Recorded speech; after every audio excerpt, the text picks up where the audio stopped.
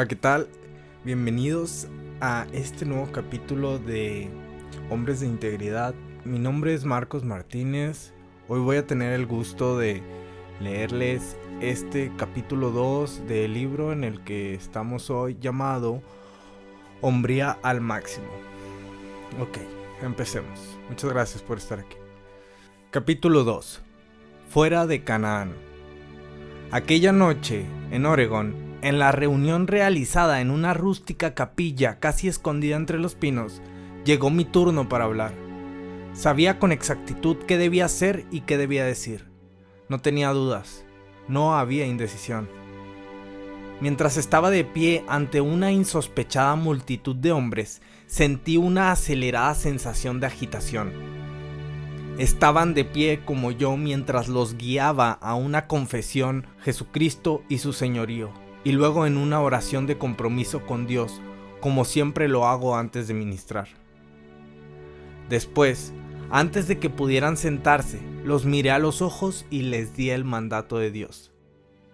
Si vives cometiendo adulterio, fornicación, homosexualidad, incesto o practicas la masturbación, complaciéndote en la pornografía, disfrutando de fantasías sexuales o cometiendo cualquier otra clase de pecado sexual, te ordeno en el nombre de Jesucristo que te arrepientas y seas restaurado a una correcta relación con Dios el Padre, siendo reconciliado por Jesucristo y el poder del Espíritu Santo.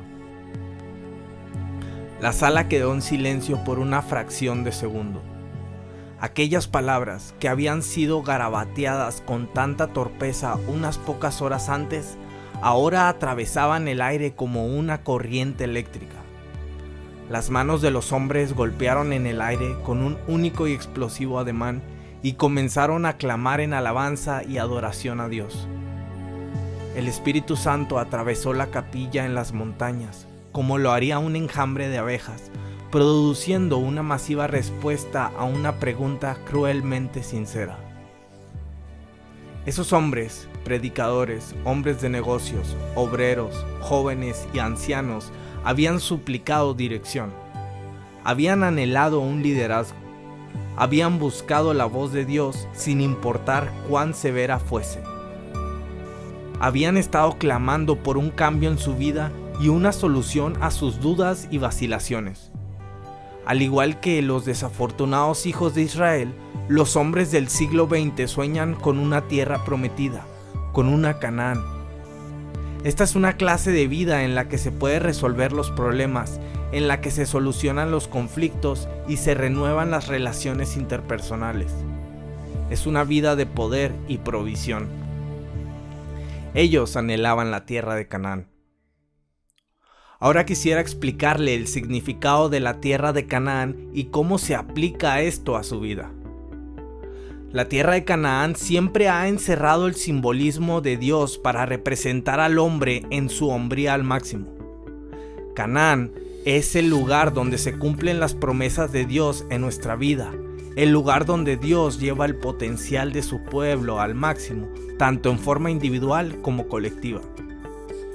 Y esto afecta sus espíritus, emociones y cuerpos, sus matrimonios, hijos y profesiones. En el Antiguo Testamento, la tierra de Canaán era el lugar donde Dios quería que vivieran los israelitas después que los libertó de la esclavitud de Egipto. Ellos debían vivir allí por fe y Dios cumpliría las promesas que les había dado. Quiero que usted entienda que Canaán es una tierra de promesa donde Dios quiere que usted viva por fe cada día. Allí Él cumplirá sus promesas en su vida. Allí usted podrá alcanzar su potencial máximo. La tierra de Canaán es real, pero los israelitas no pudieron entrar a Canaán. Fracasaron a causa de las 5 razones fundamentales que se mencionan en 1 Corintios capítulo 10. Esas 5 razones son las mismas por las que los hombres de hoy no alcanzan a cumplir en su vida lo que significa su tierra de Canaán. Dios quiere que los hombres vivan en la tierra de Canaán en sus matrimonios, en sus negocios, en sus relaciones familiares y en su educación. Sin embargo, Hay hombres que no han alcanzado su potencial máximo en sus matrimonios, en sus negocios ni en sus relaciones interpersonales. Son hombres con un potencial no aprovechado. Usted puede ser uno de ellos o tal vez alguien que usted conoce. Esos 5 pecados fundamentales todavía siguen siendo una plaga para el hombre actual que lo aleja de poder lograr su máximo potencial en la vida. Aquí están los 5 grandes pecados. 1. Codicia. La codicia de la que se habla aquí no es necesariamente la codicia sexual. Esta la consideraremos más adelante, cuando tratemos con los pecados del sexo. La codicia que menciona aquí se basa en la satisfacción propia a expensas de Dios y de otros.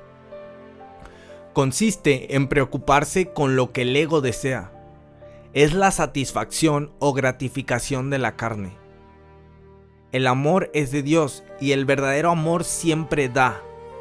El amor de Dios desea satisfacer al objeto de su amor, porque de tal manera amó Dios al mundo que dio a su Hijo unigénito. Dios es amor, el amor da. El amor da, la codicia pide. El rumbo que toma la vida se distingue por uno de los dos. Los israelitas anhelaron lo que dejaron en Egipto. Sus pies los estaban llevando a Canaán, pero sus corazones los hacían volver a Egipto. Amaban más los placeres que a Dios. Usted puede decir hoy cuando un hombre o una mujer están codiciando. Ellos desean satisfacerse a sí mismos a expensas de los demás. Por medio de la misma prueba, usted puede determinar quiénes aman porque ellos desean satisfacer al ser amado a expensas de sí mismos. Un hombre puede estar casado pero codicia a su esposa sexualmente. Por lo único que se preocupa es por satisfacerse a sí mismo, dejándola incompleta e insatisfecha. Es obvio que el hombre joven que le profesa amor a la novia solo está cometiendo codicia cuando se satisface sexualmente y deja que ella afronte sola el embarazo y el temor. Una mujer codicia cuando usa las tarjetas de crédito para aumentar las cuentas que su esposo no puede pagar, trayendo una terrible carga sobre la familia. Aunque profesa amor, realmente está codiciando. Las grandes empresas codician unas contra otras. Aún las naciones se codician entre sí. Pero usted ya está en condiciones de hacer su propia lista de las formas en que la gente ama o codicia. En realidad, la codicia impide a los hombres y a las mujeres alcanzar su máximo potencial. 2. Idolatría. La idolatría es un sistema de valores que nosotros creamos y por el cual estimamos que una cosa merece mucho más nuestra devoción que la devoción a Dios. Muchas cosas pueden convertirse en ídolos: el poder, el prestigio, la educación, el dinero, los negocios, la religión, la popularidad, el ego y la pornografía. Algunos hombres adoran en el templo de sus negocios, otros en los templos de la recreación y el deporte. Aún otros pueden inclinarse ante el sonido de la caja registradora. Para algunos ministros, aún su ministerio puede convertirse en un ídolo. Llegan a ser tan devotos del ministerio que no tienen tiempo de adorar a Dios, esperar en su presencia o pasar algún tiempo ministrándole a Él. Para otros, su programa de televisión se ha convertido en un ídolo. Todo tipo de pornografía es idolatría. Se basa en la capacidad del hombre de crear una fantasía o imagen en su mente que lo satisfaga y de la cual puede ser devoto. Me encontraba en Phoenix cuando mencioné esto una noche. Una mujer me dijo que las telenovelas que transmitían por televisión habían llegado a ser tan poderosas para ella que comenzó una vida de fantasía sexual que a veces le ocupaba la mente por varias horas. Después de eso, quedaba tan débil que no podía preparar la cena para su esposo. Dijo que para ella eso era peor que el alcoholismo. La vida corporativa en los Estados Unidos ha llegado a ser idólatra en muchas formas. Muchos hombres sacrifican sus familias por el bien de la empresa donde trabajan. Muchos actores se adoran a sí mismos. Cualquier persona puede llegar a esto, pero ellos son más susceptibles por la adoración que representa la fama. La idolatría impide que los hombres alcancen su potencial máximo. Esto es así en su vida personal, matrimonial, profesional y espiritual.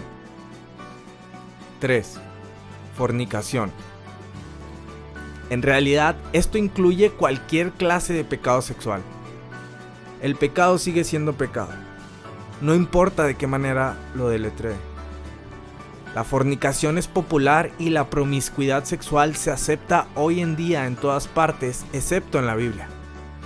No importa que los hombres quieran quemar, negar o crucificar la palabra de Dios. A pesar de eso, todavía levanta el estandarte de la fe, nos da las reglas de conducta y nos revela el carácter de Dios.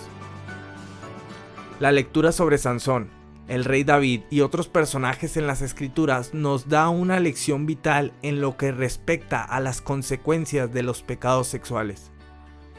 Pero la lista continúa hoy día. Todos los hombres, aun los que en muchos aspectos de la vida desarrollan su hombría al máximo, están limitados por sus pecados sexuales. Tanto los solteros como los casados, los jóvenes y los ancianos están sujetos a los deseos, apetitos, pasiones y tentaciones que les provocan una pérdida y les impiden llegar a ser lo que Dios quiere que sean. De esa forma, los ministerios encomendados a los hombres no se han desarrollado o están perdidos. Los caracteres de los hombres no se han desarrollado o se han debilitado. La promesa de Dios de sentarse con Él ha sido dada a los que son declarados vencedores. Estos son los devotos que alcanzan el éxito. A todo hombre se le da la oportunidad de entrar en su Canaán, de desarrollar su hombría al máximo. Cuando los hombres de Israel cometieron fornicación, murieron en el desierto y nunca llegaron a ver Canaán. Los hombres todavía siguen muriendo en el desierto, atascados en el cieno moral, perdiendo lo mejor que Dios tiene para sus vidas. Este no fue el plan de Dios para entonces, ni lo es para ahora. 4. Tentando a Cristo. Cuando las multitudes clamaron a Cristo que descendiera de la cruz, lo estaban tentando. Tentar a Cristo es pedir que Dios haga lo que es contrario a su voluntad o inconsecuente con su carácter. Hoy día los hombres siguen haciendo lo mismo, pidiendo que Dios proporcione otro medio de salvación que no sea la cruz. Están tentando a Cristo cuando mienten y engañan en los negocios y piden que Dios los bendiga y prospere. Los hombres y las mujeres prosiguen con la promiscuidad aunque saben que es incorrecto. Los hijos rechazan el consejo cristiano de sus padres. Las congregaciones demandan a sus pastores que construyan la iglesia sobre la base de programas sociales más que sobre la palabra de Dios y la oración. O los creyentes quieren disfrutar de los beneficios de la salvación y de los placeres del pecado al mismo tiempo. Todos están tentando a Cristo. Esto impidió que Israel entrara en Canaán. Hoy día esto está impidiendo a los hombres de entrar en su Canaán. 5. Murmuración. La murmuración en su forma más simple no es ni más ni menos que confesión negativa. Se clasifican como murmuración las quejas, los juicios, las críticas, los rumores, esto y mucho más. Primera a los Corintios, capítulo 5, habla del maldiciente, que es una palabra que no usamos comúnmente. Un maldiciente es un calumniador, un blasfemo, un denigrador, y Dios quiere que lo tratemos con disciplina. Cuán grande bosque enciende un pequeño fuego. Santiago 3:5. La lengua es así. Los pequeños comentarios, las observaciones hirientes, el sarcasmo, finalmente crean una tormentosa fogata de odio, contienda y enemistad. Consumen las relaciones interpersonales y no dejan más que brasas. Los hombres murmuran sobre sus compañías o sus jefes en los bebederos y luego se quejan porque no los ascienden. Murmuran contra el predicador y se preguntan por qué sus hijos no responden al evangelio.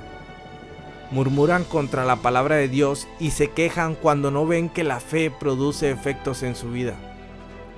Allí no hay Canaán.